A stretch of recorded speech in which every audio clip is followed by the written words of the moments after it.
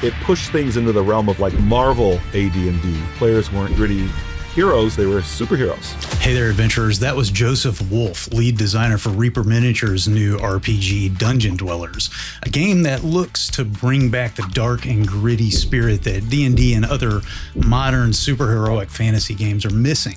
Stick around to the end to find out if it's successful.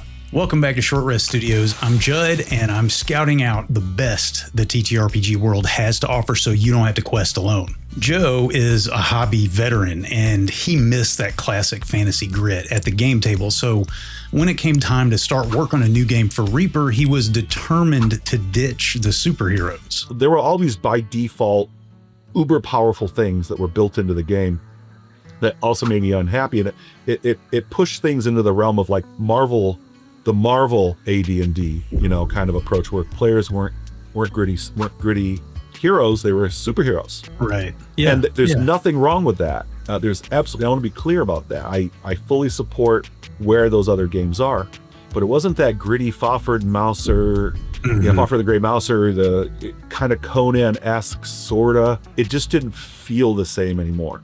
And OSR, to their credit, captured that spirit, but they wedded it to inconsistent mechanics that had been used for 40 years. Dungeon Dwellers was just this opportunity, and we cut through all the stuff that made us unhappy and made like these lists of things that, this is wonderful, but we don't like it.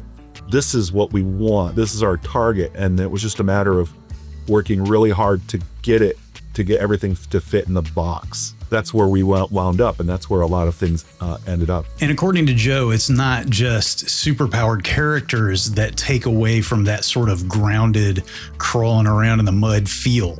It's the predictability of monsters in modern games. Check out this conversation we had about dragons. One of my favorite stories years ago, we were sitting around and somebody was talking to somebody else. I wasn't even involved in their conversation. I was just kind of like on the fringe of it. It was a Pathfinder group.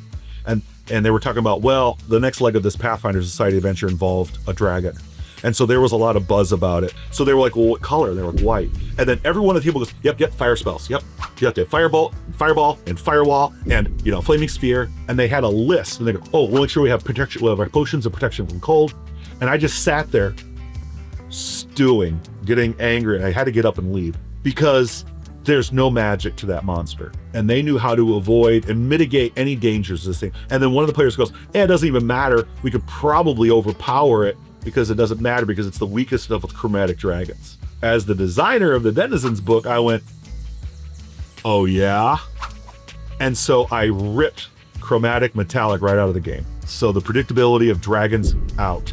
A dragon the size of a collie can potentially kill a second or third level party. Because these are medieval style worms. These are terrifying. They may not have a breath weapon. They may not even be able to fly. But the fact of the matter is, when you say dragon, you're scared. The flavor of their breath weapon isn't even predictable. The shape of their breath weapon is not predictable because they may not even have one. And so right in the descriptions, I encourage game masters to make every single dragon unique because the dragons themselves are, in our world, a very dangerous creature of change. One of the things I love about Joe is that both as a designer and as a game master, he loves to see his players win, but he also loves to see them get scared and be challenged because he knows that's where the real fun is. My body counts in my tables are frightening. Absolutely frightening. The players will just lay waste to my enemies. I don't take it personal. I'm like, that's what they exist to do. I want to watch you guys kick their crap out of my kobolds. But when the players hit that enemy that has a few more hit points or numbers or has an advantage in terms of this situation, the air changes the smell, right? The smell in the room changes. It's because the players now recognize that they don't have as much control in this situation. And that's when the game gets really scary and fun. And that's what I like. I love watching that shift. I'm gonna use Dragon Maid a lot because I'm running it right now. They're fighting like rats the size of Rottweilers, or Ratweilers as we were calling them. And a couple orcs and stuff. And when they hit those orcs, they really felt it. Like it felt like blam, they hit a wall. And when that orc's like dodging an attack, grabs the Volge wielded by another character and impales another player character with it while the other guy holds it and, drawing a weapon and biting off like a chunk of the character's cheek. My Dragon Bait games swing really cute and funny to really awful really fast. And Dungeon Dwellers is a lot the same way, is I want you to really enjoy feeling like a bad, but when you run into something mean, you really feel it. I love this next one. Joe talked about taking all the influences and ingredients they loved and putting them into Dungeon Dwellers like it was a rich, delicious stew. Let's take the best of what they're offering. Let's take those commonalities and let's really push it. What makes a fighter a good fighter? Do they need 27 abilities stretched over 20 levels for them to be fun? In our opinion, no. We pared everything down and we're like, what do they need to do? What does a cleric need to do? What races do we need in our book? What classes do we need in our book? We wanted the yummiest, simplest stew we could possibly make. So we've got a really rich peasant dish. Dungeon Dwellers is our peasant dish, right? It is gritty, grim, high fantasy in a world that is kind of on the cusp of significant changes. It's a lot of the things that you love about earlier iterations of D&D with a consistent, flexible rule set. If you haven't been around the hobby as long as Joe, you may not know that D&D did not have a skill system back in the day. And one of the things that helps Dungeon Dwellers achieve the classic fantasy grit is that it doesn't either. Here, Joe talks about why he made that design choice. A skill system says, this is what you're allowed to do. We played D&D for 10, 15 years without a skill system. And that was very much on my mind. As a group, as we play with each other, we realize what your character should be good at. And there are certain assumptions that fighters should be good at fightery type stuff and wizards should be good at wizard type stuff, And, of course, rogues are good at stealthy type stuff. There are certain fundamental things that you just go, we agree. What else should be stealthy? They should, no woodsy type stuff. So a combination of those elements combined with your background and your backstory and things like that. And there's a fairly lengthy description of how all this fits together in the player's guide because my boss made me write it. He goes, I need a unified field theory to how our system actually works in gameplay. I'm like, okay, fine, I'll get you that. and it was a brilliant suggestion. He was right. He was right. You hear that, Ron? You're right. And so we wrote this lengthy thing and along with a sample character. And it actually lays out the thought process that went into how this character was constructed at level 1. And as a result, the monsters work the same way. Categorizing it on a situation by situation basis may seem a little intrusive for a game master. Some players want to know what they're good at. Right. So they can discuss it as a group, and then the best character for the job undertakes the task. Right. Well, I go into detail on how to make the system really work in the Game Master's book. Mm-hmm. The Game Master's Vault really does a deep dive on what the Game Master should be doing. And as a result, the players are freed. I free you. I take the shackles off. Build what you think would make sense. And then as we play, we refine that vision. When I asked Joe what mechanic he was most proud of, his answer honestly surprised me. I think it's probably not one most people would go for, but he makes a pretty compelling argument for how Dungeon Dwellers' initiative system changes the psychology of the game. So there's a million ways to do initiative in role-playing games. None of them are wrong. You can flip a coin. You can Game Master can just give it to you. Here, you go first. But I like ours because the size of your weapon in relation to your ability to grip, to hold on to it, directly relates to how fast it works in the game. The consequence of this design choice is it forces players to act instead of react. You choose what you want to do, you commit to it, and then you roll. Then you find out. Our initiative system, it leads to characters crossing over with each other and tying, and now they get to coordinate their efforts. They can choose who gets to go when. It's not just some arbitrary D20 roll. So there's a lot of tactics involved. Maneuvering and things like that and getting in position and stuff with our toys, pushing the little toys around. To me, that feels really gamey in a good way. It means positioning is important and timing. It's terrifying. The Game Master's rolling a D10 for when like you got stung by something, and it's continuous poison damage until you make like 3 rolls, right? Until you make 3 saving throws. Meanwhile, you're struggling to stay alive, and you're watching your hit points go down every round, right? And you don't know when that's going to happen this turn. If you know the monster is second to last in the phase, everyone's going to get a chance to try to save your bacon. Not in our initiative system. You don't know when that stuff's going to happen. If you have to make a roll to resist dying or turning to stone or something, we don't know when that monster's going to act. I don't tell you. I do a countdown from 12. That's when you get the good or bad news. And if you spend a fortune point, you can go to the front of the line. But monsters occasionally get points too. I think our initiative system has a lot to offer. It forces the players to take a more, in my opinion, educated role in their ordering of the turn. You're probably noticing a theme here. Joe loves to see players do cool stuff, but he also loves to scare them.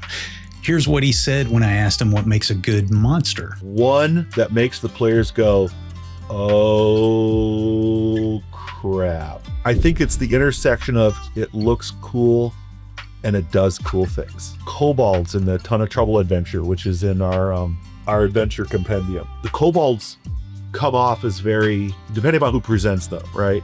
Can be very silly or whatever else. I like the fact that they can go from these pathetic little things, and then all of a sudden they outnumber you, or they have good positions to pepper you with small arrow fire. And then they turn on a dime. All of a sudden they're a nightmare. In Dragon Magazine, when I was coming up, there was a section called Tucker's Kobolds, and it's infamous, absolutely legendary. It's no longer, it's legendary now. Our kobolds were built the same way. We wanted them to turn on a dime. Yeah, you're slaughtering them, and then something changes, and all of a sudden little boogers have an advantage over you. And then it becomes a frickin' nightmare. Trolls and dungeon dwellers function the way they should. They're scary. And when they're doing fast regeneration, within a round or two, if I do full defense, there's a good chance that troll's gonna survive for another 3 or 4 rounds just because of its regeneration. And then the players have to start looking for, the flaming oil, the alchemist's fire. Then they have to start managing that as parts of this creature are ripping themselves free and scurrying off to regenerate, And because if a claw scurries off and it survives, it strangles a rabbit, and then consumes it and then slowly gives birth to a new troll. When we re-envisioned a lot of monsters like, the rust monster and things like that, I did a deep dive on like how they would kind of work and what they would do in the game. My boss was just like, yeah, this is terrible. Yeah. This is terrible. And every time I turned into a monster, this is awful. This is really awful. That's what you want to hear. And I was like, yes, okay, right, perfect, right. Stamp of approval. That's what I was going for. I like to ask designers if there is a monster in their game that really embodies what makes that game unique. When I asked Joe that question about dungeon dwellers, he caught me a little off guard.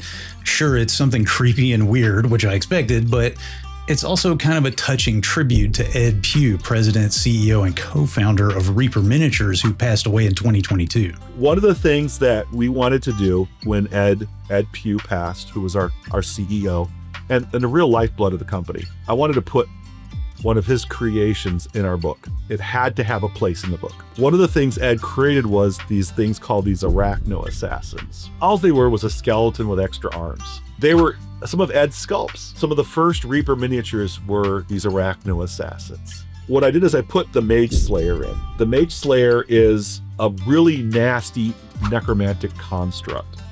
And it's created from like 3 notorious individuals who are ritually killed and disassembled and then reassembled into this construct. And then through the magic of it, it's consolidated into like a packet, which can then be stored. And then when it needs to be activated by some malevolent, owner, a few drops of blood, a few scraps of hair or some fingernails, and this thing rips itself free and crawls back into the universe. And now you've got this incredibly intelligent, driven, ruthless, mobile. They're incredibly nimble. They can climb walls. And now you've got this undead, multi-armed assassin that will use the most creative methods possible to waste the target and then escape. return back to its owner.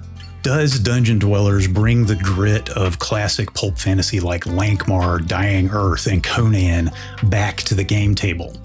The game has pretty successfully made monsters unpredictable and frightening. The lack of a skill system encourages more creativity and improvisation and takes away the ability to optimize for every situation. It has an initiative system that forces players to think more tactically. And in my opinion, the books are well written and well organized. Dungeon Dwellers really does deliver the classic fantasy grit packaged in a more modern, cohesive system. Adventurers, my full conversation with Joe Wolf, lead designer for Reaper Miniatures RPG Dungeon Dwellers, lasted almost 2 hours. The dude loves to talk, and it was a lot of good stuff. If you dig content like this, don't forget to like, subscribe, and hit the notification bell. If you want to hear my full unedited interview with Joe and interviews with other creators like MCDM's James Intricasso, you can join the Adventurers Guild at patreon.com/shortreststudios. You'll also get access to a great library of Dyson logos, maps, my campaign notes, and even the opportunity to help me decide what games I talk about next. Joe really loves old school pulpy games, and so do I.